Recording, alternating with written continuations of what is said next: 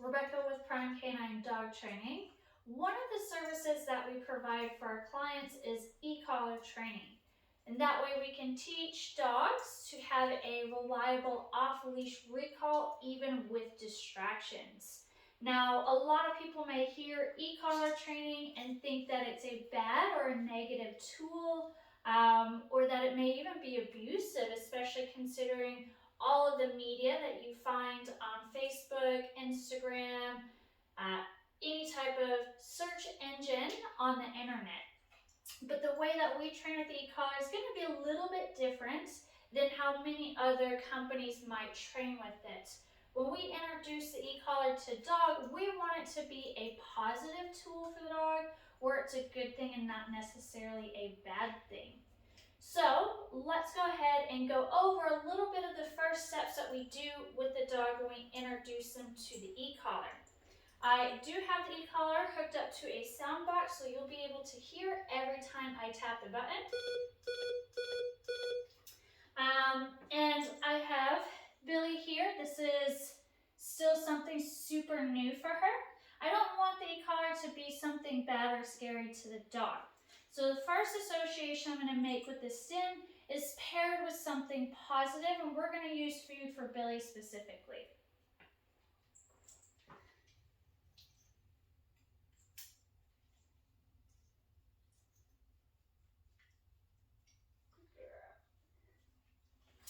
So, using the food, I can do the stationary or I can do it in motion. I do like to do it in motion because step number 2, I'm going to pair a come command where there is going to be a lot of motion involved.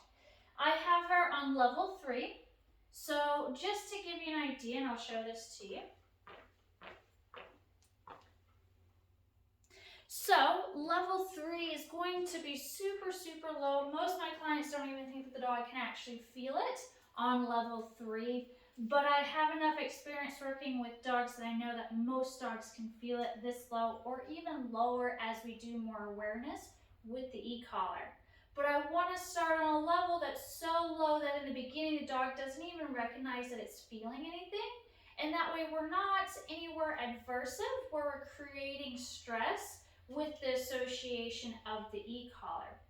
So I want it to be super low, where they barely feel it, kind of like me just super lightly tapping on their shoulder. Instead of starting higher, where it's borderline adversive, and now we're creating a little bit of stress for the dog. So it's going to be super easy. I'm just going to use level 3. I'm going to do stim and then food. Usually with that stim, I can do 1 to 2 seconds of stim. I like to wait a second and then give them the food. And this way they associate every single time that they feel it, that something good is going to happen. And now we're pairing it very similar to how someone would pair a clicker. Good girl.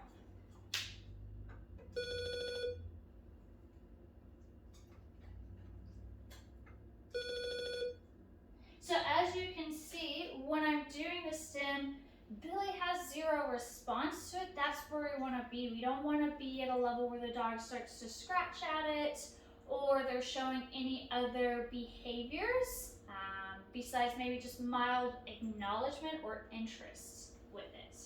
But if she's shaking her head or kind of scratching at the collar or anything like that, then that tells us that we might be close to a low adversive level, which is not where we want to be when we're starting the e-collar. So I can also do this with motion. So now I'm going to do stim, I'm going to entice her to come to me, and then do food. Good girl! She's not sure because the cat's there. I know. Good girl. Good girl.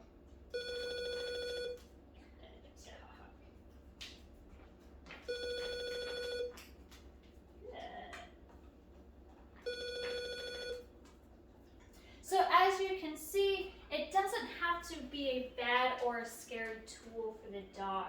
After doing multiple sessions based on what the dog needs as an introductory to the e-collar, then we start pairing it with our come command. So we like to take dogs out for walks or go out to a field or a park. We'll have them on the leash, and this way we can always help the dog out.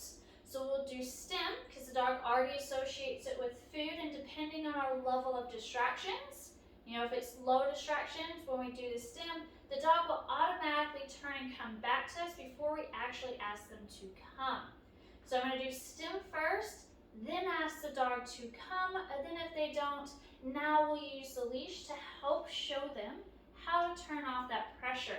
And during that step, we're still on level 3 to 5, depending on the dog. Sometimes we start dogs as low as level 2.